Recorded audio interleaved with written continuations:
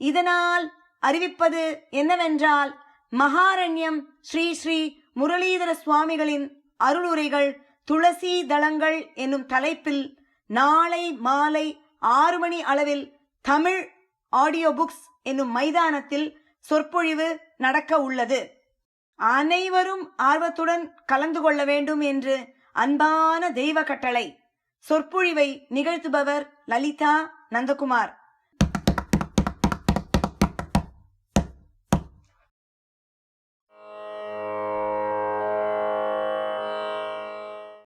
எல்லாம் நன்மைக்கே. உலகத்தில் நடக்கும் ஒவ்வொரு காரியமும் ஏதோ ஒரு நன்மைக்காகத்தான் நடக்கின்றது. ஆனால் அதனால் என்ன நன்மை, எப்படி நன்மை ஏற்படும் என்பதையெல்லாம் நம்மால் புரிந்து கொள்ளவே முடியாது. உலகில் உள்ள மிகவும் சாதாரண விஷயங்களே நமக்கு புரிவதில்லை, நம்மையே நம்மால் புரிந்து கொள்ள முடியவில்லை.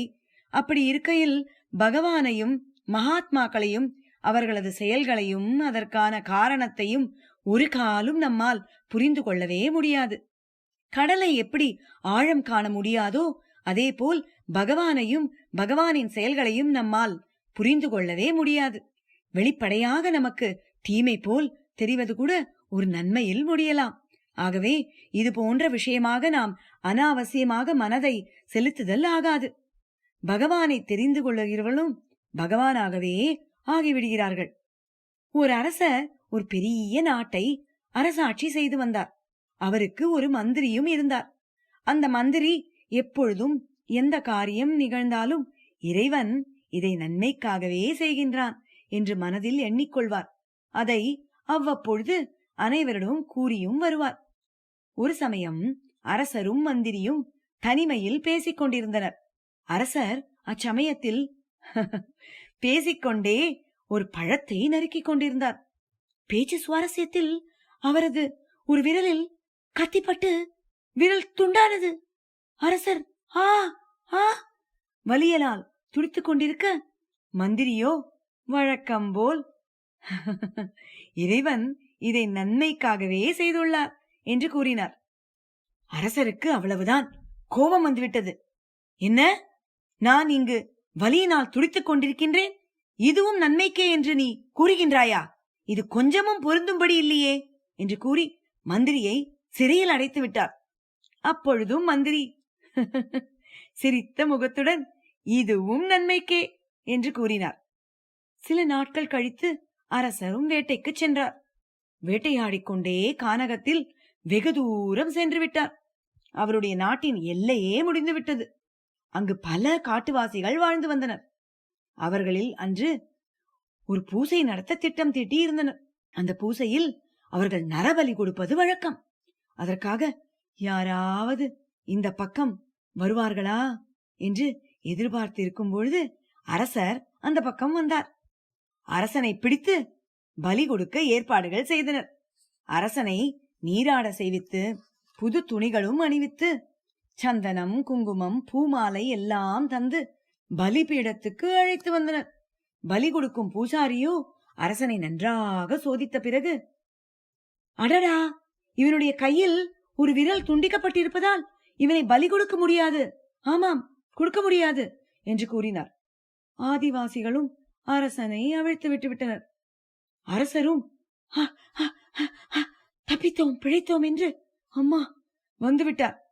அன்று மந்திரி சொன்னது சரிதானே, நம் விரல் வெட்டப்பட்ட பொழுது இதுவும் நன்மைக்காகத்தான் என்று கூறினார் அல்லவா, அது இன்று உண்மையாகிவிட்டது.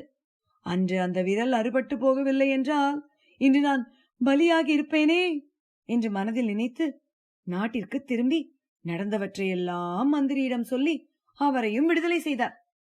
அரசன் மந்திரியை பார்த்து, அது சரி, நான் விரலை வெட்டி கொண்டது ஒரு நன்மையில் முடிந்தது, ஆனால் உம்மை சிறைப்படுத்திய பொழுதும் இதுவும் நன்மைக்கே என்று கூறினீரே, அதனால் என்ன நன்மை விளைந்தது என்று எனக்கு புரியவில்லை என்று அரசர் கேட்க, மந்திரியோ நன்றாக யோசித்து, இதோ பாருங்கள், நீங்களும் நானும் தான் வேட்டைக்கு போவது வழக்கம்.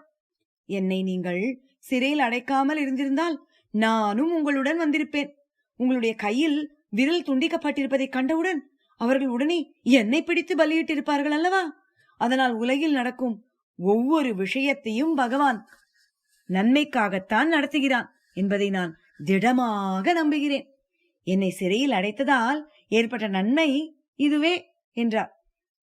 ஆகவே குழந்தைகளே, இந்த உலகில் நடக்கும் ஒவ்வொரு காரியமும் பகவானின் திருவுள்ளப்படி நன்மையின் பொருட்டே நடைபெறுகிறது என்பதை நாம் இதிலிருந்து தெரிந்து கொள்கிறோம் அல்லவா? ஹரே ராமா ஹரே ராமா ராம ராமா ஹரே ஹரே, ஹரே கிருஷ்ணா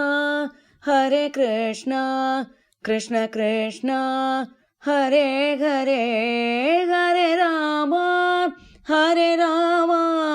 ராம ராமா ஹரே ஹரே, ஹரே கிருஷ்ணா கிருஷ்ண கிருஷ்ணா ஹரே ஹரே.